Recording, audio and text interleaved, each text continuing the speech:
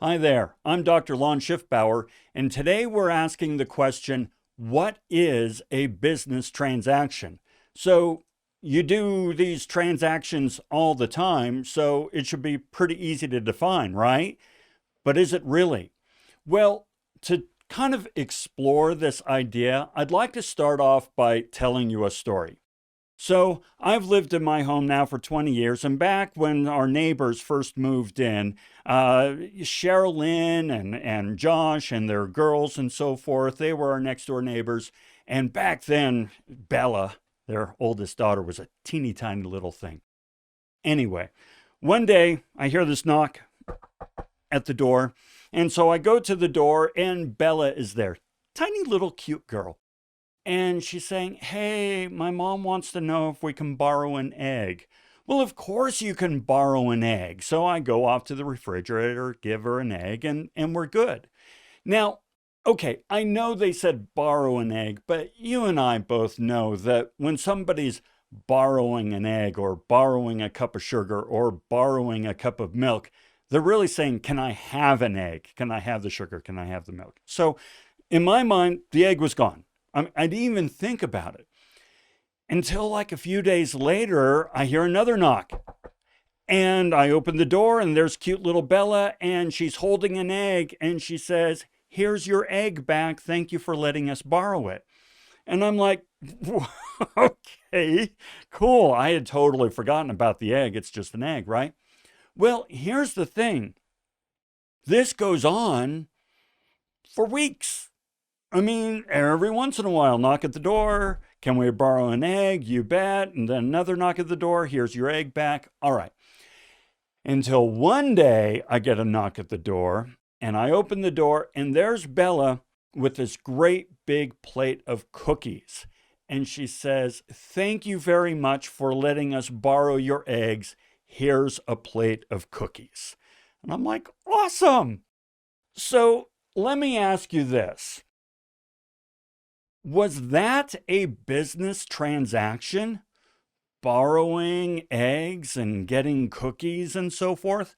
So we might say, well, you know what? No money was involved. So was it a business transaction? Or, well, you know what? There were no formal agreements or contracts or anything. So could it really be called a business transaction? And furthermore, there was no formal record keeping. I had no idea how many eggs were going on per plate of cookies and all that sort of stuff. So it might be tempting to say, no, it's not a business transaction. But I assert that not only is it a business transaction, but it was a sophisticated one as well. All right? So to make my case, let's first define a business transaction. First of all, you've got to have folks, two people involved at least, right? Folks who each have a surplus of something. I have a surplus of something, you have a surplus of something, and each also needs to have a need. I have a surplus of this, but I have a deficit of that, and I need this deficit met, that need, right? You, same thing. Okay, so that's kind of the environment that needs to exist for a business transaction to take place. Next thing is, there needs to be an exchange of that good or service between two people made to meet their respective needs.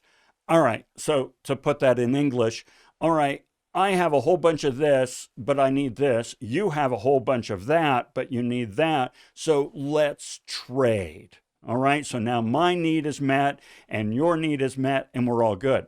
Furthermore, in meeting the respective needs of those participating in the exchange, each receives greater perceived value in what they receive than in what they give.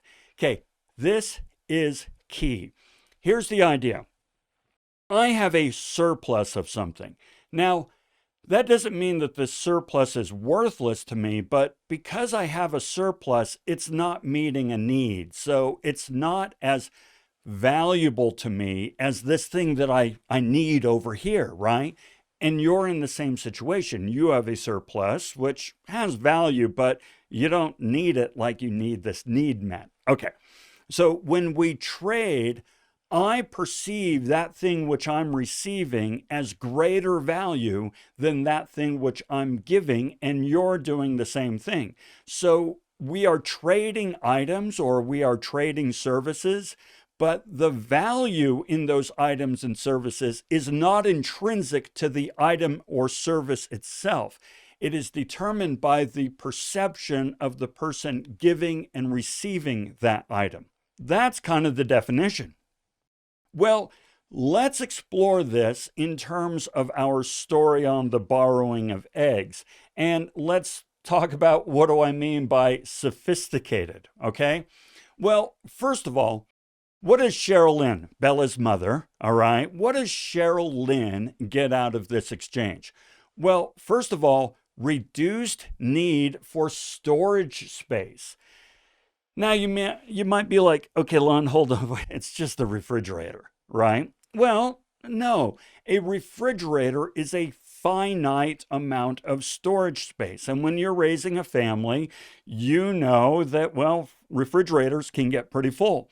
And so she has a finite amount of space available to the storage of goods, and she doesn't want to fill it with stuff that she doesn't necessarily need right off the bat.